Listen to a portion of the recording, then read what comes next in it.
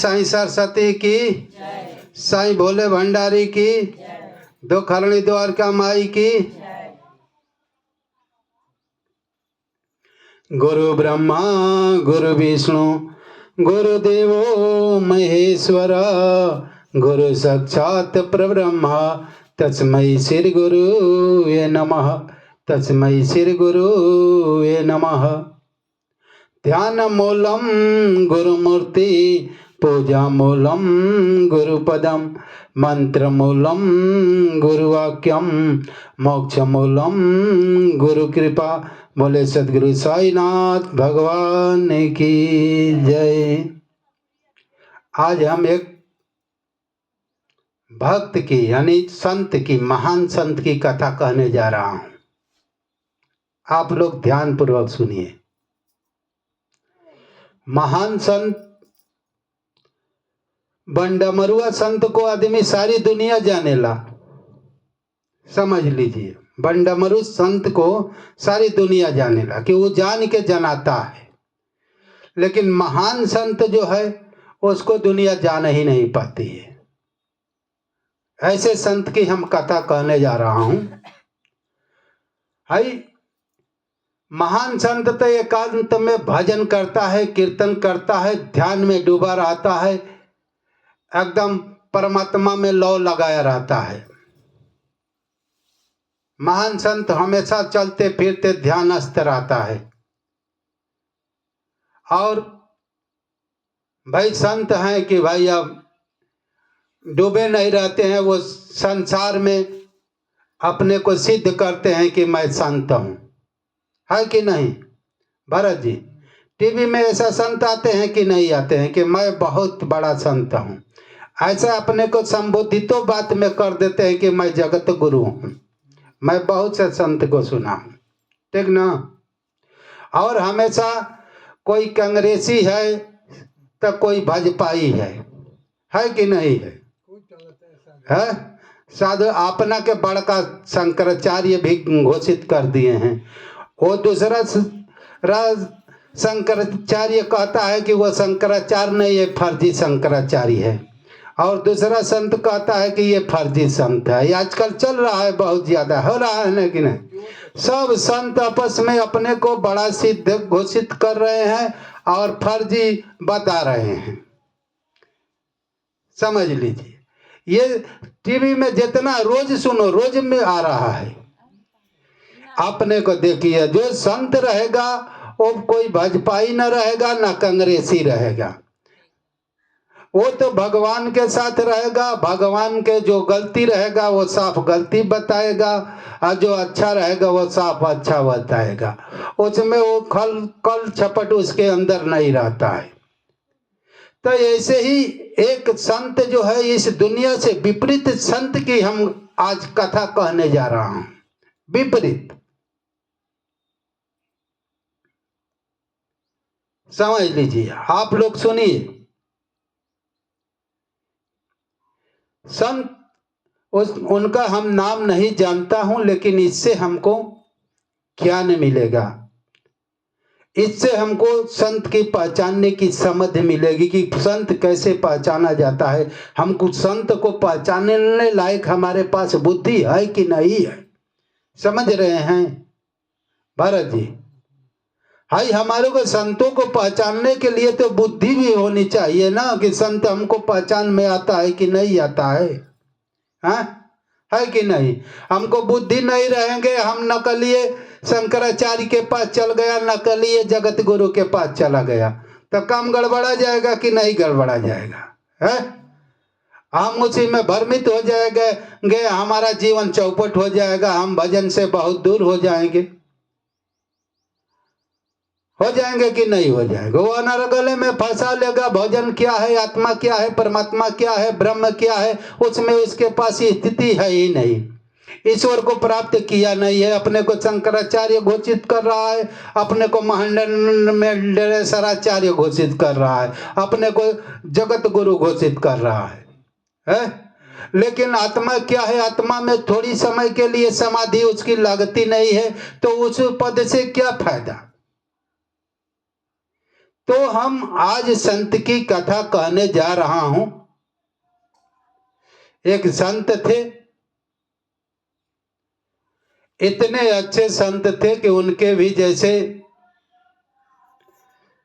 थोड़े बहुत शिष्य यहाँ पर भी साईं बाबा का है, उसी तरह से उनके भी शिष्य थे। समझ लीजिए। तो संत जी हमेशा प्रवचन सुनाते थे, प्रवचन करते थे, हमेशा साधना के लिए बातें बताते थे, साधना के लिए हमेशा अपने भक्तों से कहा करते थे। भक्त को हमेशा संदेश यही देते थे, उपदेश यही देते थे कि बुराई को छोड़ दो, अच्छाई को पकड़ लो, हमेशा संसार से विरक्त रहो, संसार की वासनाएं तुम्हारे अंदर न आ जाए जिससे तुम्हें परमात्मा से दूरी बना दे। संसार को चित्त में मत बसाओ, संसार से हमेशा दूर रहो, संसार से हमेशा दूर रहो। संसार से जो दूर रहेगा, संसार से मतलब ये नहीं है कि दूर रहेगा, समझ लीजिए। दूर का मतलब ये है कि हम संसार से अपने चित्त को हटा लें तो दूर हो गए। हमको तो रहना है संसार में, हमको संसार में ही रहकर भजन करना है। लेकिन दूर रहो का मतलब ये नहीं हुआ कि भाई संसार से अलग कहीं हो जाओ। भाई संसार ही, जहां जाओगे तो संसार ही मिलेगा, तो कैसे अलग होगे? है नहीं ना, जहां जाओगे तो धरती ही मिलेगा, तो संसार ही मिला कि नहीं मिला, तो दूर कैसे होगे भाई? संसार से दूर का मतलब कि अपने चित्त को संसार से समेट लो, मन को संसार से समेट लो, मन संसार में फैलने मत दो। मन का प्रसार ही जगत है, मन का प्रसार ही। मन अभी निकाल दिया जाए तो इस जगत का कोई अस्तित्व रहेगा। मन आपके शरीर से निकाल दिया जाए भरत जी, तो आपका ये संसार और शरीर का कैसा अस्तित्व ही नहीं रहेगा। सारा जगत का प्रसार है संसार, मन का ही प्रसार है संसार। तो हम यही उपदेश दिया करते थे कि भाई अपने चित्त में कोई मिथ्या वस्तु का, मिथ्या मतलब कि संसार का, हमेशा हमारे मन में, हमारे चित्त में हमेशा क्या रहे? ईश्वर भक्ति, भजन, शाश्वत तत्व परमात्मा सा का मिलन कब होगा, ऐसा भक्ति, ध्यान, धारणा, समाधि वगैरह सिखाते थे और साधना कराते थे अपने भक्तों को। ईश्वर में कैसे पहुंचा जाएंगे, आत्मा में कैसे समाधि लगेगी, आत्मा में कैसे हम संसार से विरक्त होकर अंतर्मुख होंगे और अंतर्मुख होकर आत्म तत्व को भरण करेंगे, आत्मा दिखाई देगी। उस आत्मा में कैसे सूरत के द्वारा प्रवेश करेंगे और प्रवेश कर कर परमात्मा के साथ अनन्य भाव से कैसे होंगे, ये सब आध्यात्मिक सनातन ज्ञान का उपदेश हमेशा दिया करते थे। अपने भक्तों को संसार से समेटने की हमेशा साधना बताकर अंतर्मुख होने की, ब्रह्म में विलीन होने की साधना बताते थे। और कहते थे कि कभी झूठ मत बोलो, कभी मछली मत खाओ, मीट मत खाओ, अगड़म भाई मुर्गा, दारू, शराब की ओर चित्त जाने मत देना, इससे बुद्धि भ्रष्ट हो जाता है, चित्त मलिन हो जाता है, चित्त में हमेशा अनर्गल बातें आने लगती है। जब जैसा मन भोजन करोगे वैसा मन होगा, माने जैसा भोजन करोगे वैसा ही मन होगा।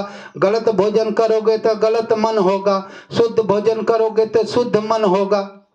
वो संत जी यही बात बताते थे कि भोजन अच्छा करो, सात्विक करो, शुद्ध करो, अपवित्र भोजन मत करो। अपवित्र भोजन करोगे तो तुम्हारा मन अपवित्र हो जाएगा।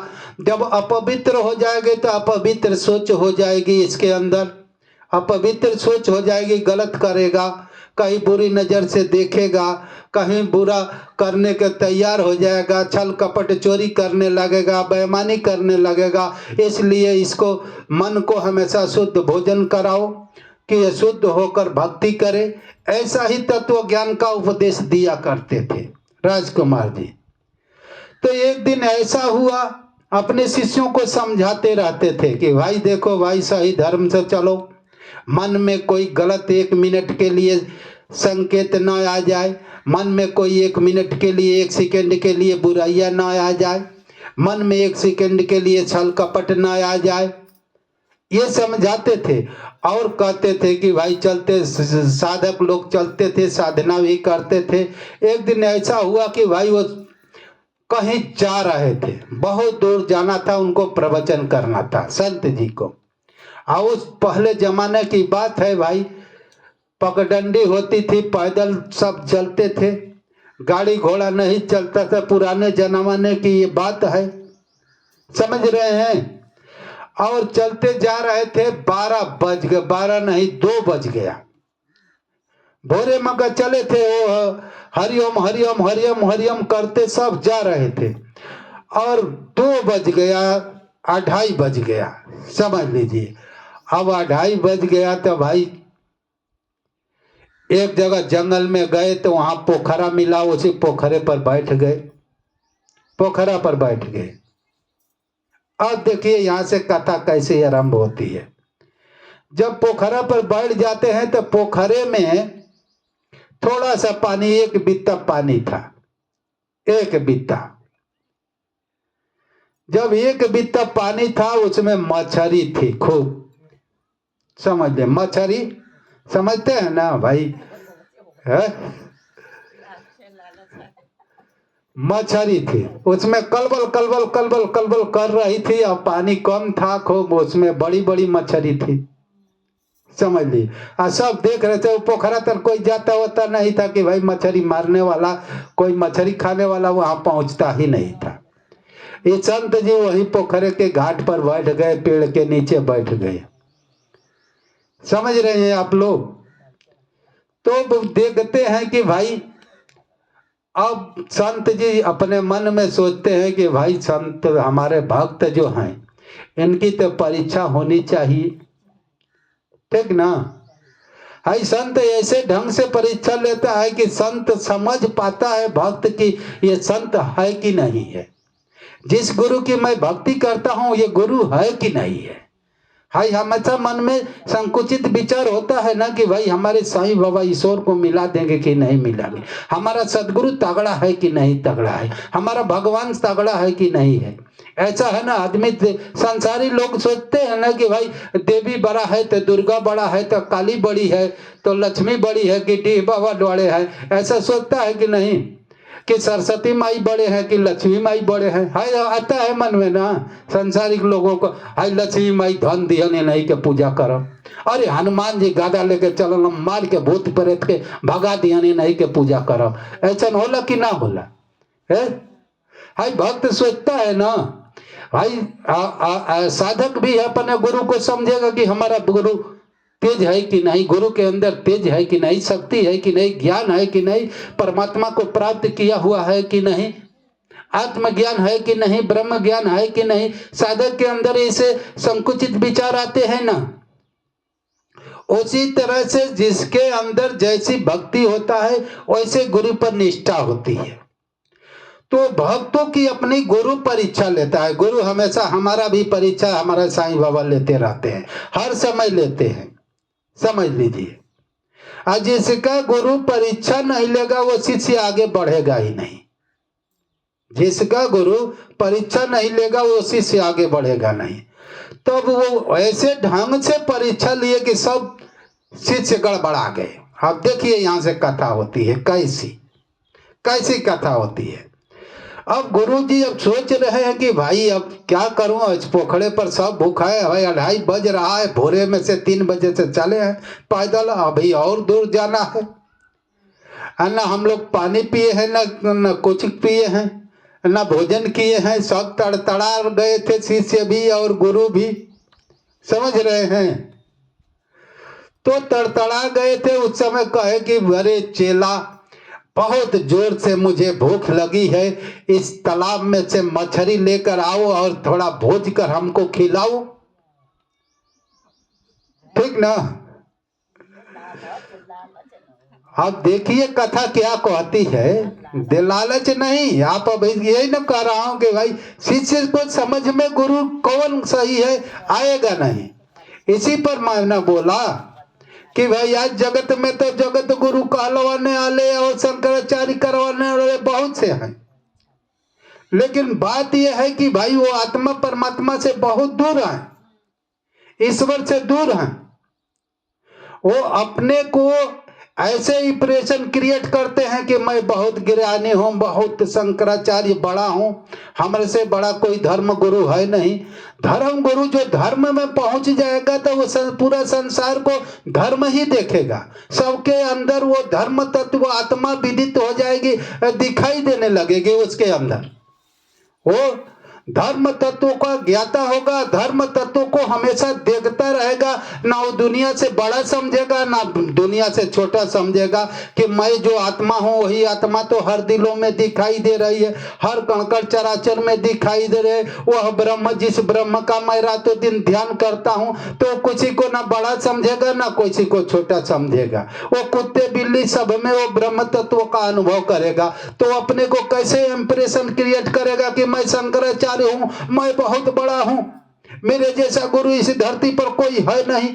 जो अल्पज्ञ अज्ञानी होते हैं ऐसे व्यक्ति अपने को इंप्रेशन क्रिएट करते हैं कि मैं बहुत बड़ा गुरु हूं। हम शंकराचार्यों का, जगत गुरु का ही प्रवचन सुनता रहता हूं, इसलिए बता रहा हूं। तो संत जी बोले कि भैया जल्दी वे लाओ, हमको तो भाई भूख से रहा नहीं जाता है, मुझे जल्दी वे उसमें से पकड़कर मछली लाओ चेला लोग, और भूज कर हमको खिलाओ। और देखिए कथा कैसी होती है, भूज कर हमको खिलाओ। और चेला लो भाई तो भाई दौड़ते गा, गुरु से कौन बात करेगा भाई। साईं बाबा थे उस समय, मैं साईं चरित्र पढ़ोगे तो चेला लोग डरते रहते थे बोलने में, है कि नहीं। पहुंचा हुआ गुरु से हमेशा बातचीत करना, और जो साधक होता है वो तो हमेशा अपनी शंकाओं का निवारण कर लेता है, इतना सरल नहीं होता है। तो कोई जवाब नहीं दिया कि अरे भाई बाबा अब आप लोग गुरुदेव आप तो कहते थे कि मछली मत खाओ, आप ही मछली खाने जा रहे हो। कोई जवाब नहीं दिया, समझ रहे हैं। मछली खाना पाप है ये तो हमको समझाते थे, ये कोई नहीं कहा। तड़ देनी कोई चेला गया, तड़ देनी पकड़ कर लाया और भूज कर गुरुदेव को खिला दिया। गुरुदेव खा लिए मछली उसमें से, और खा कर कहे कि चेला लोग थोड़ा आराम करो, हम थोड़ा देर के लिए कहीं जा रहा हूं। गुरुदेव कहते हैं थोड़ी देर के लिए कहीं जा रहा हूं, आएंगे, थोड़ा आराम करो तो चला जाएगा, ये यात्रा हम लोग करेंगे। अब गुरुदेव थोड़ी देर गए, वहीं पर अंतर ध्यान हो गए। वो तो पहुंचे हुए फकीर थे, हाई चेला की परीक्षा लेनी थी। वो पहुंचे वहीं पर अंतर ध्यान हो गए, वहीं पर थे। जब जीव शरीर से अंतर ज्ञान हो जाता है, आत्मा से तो वहीं रहता है। समझ रहे हैं आप लोग। महान पुरुष जो है वो जहां चाहे तहां पर प्रकट हो जाता है, मिल जाता है। वो पांच भौतिक तत्वों उसके अंदर नियंत्रण में होते हैं। पांच तत्वों को हमेशा चाहे आकाशवत बना दे, चाहे आकाशवत से स्थूलता बना दे, उसके अंदर ये शक्ति होती है। तो वो महापुरुष वहीं पर अंतर ध्यान हो गए, और ये चेला अपने में आपस में बात करने लगे। जब गुरु नहीं मिले, नहीं रहे, तब चेला आपस में फुसफुसाने लगे। समझ रहे हैं। फुसफुसाने का मतलब कहने लगा, अरे गुरुदेव तो हम लोग को कहते थे कि मछली खाना पाप है, मीट मुर्गा खाना पाप है, इसके तरफ दृष्टि मत डालो, इसके तरफ हमेशा ताकना ना, झांकना ना, इससे बहुत दूर रहना। ऐसे बुराई तो उनके अंदर भी है कि वो हम ही लोग से मछली मरवा कर और भुजवा कर खा रहे हैं। समझ रहे हैं आप लोग। ये कैसी शिक्षा देते हैं, हम लोग को बचाते हैं, अपने अंदर ये बुराइयां रखे हुए हैं। ये गुरु नहीं है क्या, ये ढोंगी है हमारे गुरुदेव का। और उनके अंदर मन में शंका ऐसा उत्पन्न होने लगा। तो अब सोचे कि भाई गुरुदेव नहीं है, हमनियों को तो भूख लगी है, हम लोग को भी, अरे जल्दी बाजी ले आओ, हम लोग भी खा ले भूज कर। तब तक तो गुरु कहीं है ना, तब तो गुरुदेव तो वहीं पर ये भूज भूज कर खाने लगे। गुरुदेव देखते हैं कि भाई खा गए हैं सब भूज कर, और आदमी के पास मछली थे और खा रहे थे और बचा था। तब तक गुरु तुरंत अंतर ध्यान से साकार रूप धारण कर लेते हैं और सामने प्रकट होकर कहने लगता, अरे गुरु, अरे चेला ये क्या कर रहे हो? हम इतने दिन से आप लोग को शिक्षा देते आए हैं कि आप लोग मछली मत खाना, ये पाप है, ये न करना पाप है, और हमारे सामने ही ये पाप कर रहे हो।